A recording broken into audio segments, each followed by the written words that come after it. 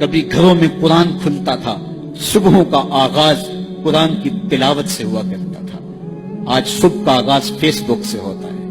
کبھی گھروں سے قرآن پڑھنے کی آواز آیا کرتی تھی، آج پاپ میوزک کی صدائیں سننے کو ملتی۔ پھر یہی وجہ ہوئی نا کہ آج ہر بندہ کہتا ہے میرے اوپر کسی نے ٹونا کر دیا ہے، کسی نے جادو کر دیا ہے، بدروحوں کا سایہ ہے، ہمارے گھر کے اوپر کسی نے جو ہے وہ کچھ کر دیا ہوا ہے۔ میں کہتا ہوں کہ تمہارے گھر میں قرآن جو نہیں ہے، پھر بدروحوں کا ہی سایہ ہونا ہے۔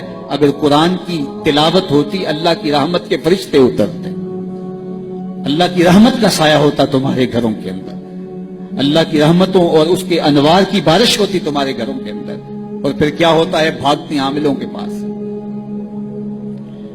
اور عامل تو کہے گا کہ تجھے کچھ نہیں ہے، کتاب اللہ سے دوری کا نتیجہ ہے، بد عملی کا نتیجہ ہے، دین سے اعراض کا نتیجہ ہے، تو پھر اس کا تو کاروبار وہیں ختم ہو گیا۔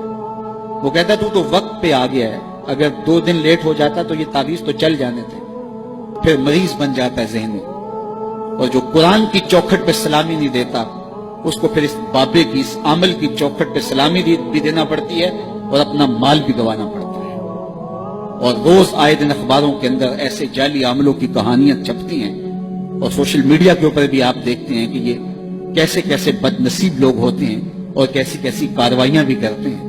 قرآن سے دوری کا نتیجہ ہوا کہ ان کی چوکھٹ پہ رسوا ہونا پڑا۔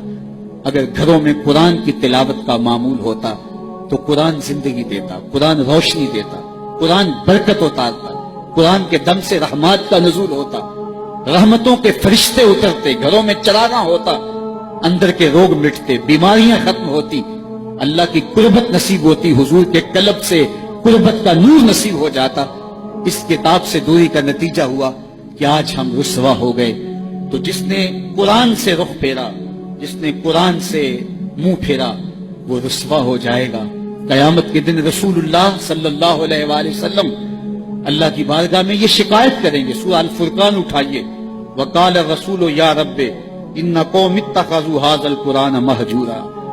قیامت کے دن حضور علیہ السلام اللہ کی بارگاہ میں عرض کریں گے، مالک میری قوم نے قرآن کو چھوڑ دیا، یہ نسخہ جامعہ تھا، یہ کتاب شفا تھی، یہ نسخہ رحمت تھا، یہ صحیفہ نور تھا، اس کے ہوتے ہوئے تمہیں زندگی کی ہر شے نصیب ہو جاتی، لیکن اس کو چھوڑ کر در در کی رسوائی مقدور ہو گئی۔ آج ہمارے اوپر اگر ظالم حکمران مسلط ہیں تو ہم دیکھیے، ہم اپنے آپ کو دیکھیں کہ ہم کہاں گئے۔ ہم اللہ کے دین سے رخ تو نہیں پھیر چکے، اس کے دین کو ہم چھوڑ تو نہیں چکے۔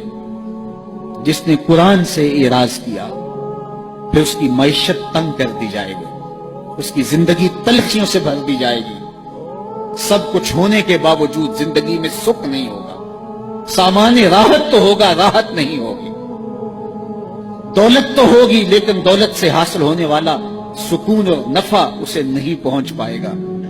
ہر وقت تلخی کی زندگی بسر کرے گا جس نے قرآن سے رخ پھیر لیا۔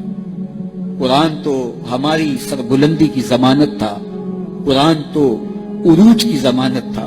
اللہ سے محبت کی دلیل قرآن مجید سے محبت ہے، اور قرآن مجید سے محبت کی دلیل رسول اللہ کی محبت ہے، اور رسول اللہ سے محبت کی دلیل رسول کریم کی سنت سے محبت ہے، اور رسول اللہ کی سنت سے محبت کی دلیل بدعت سے نفرت ہے۔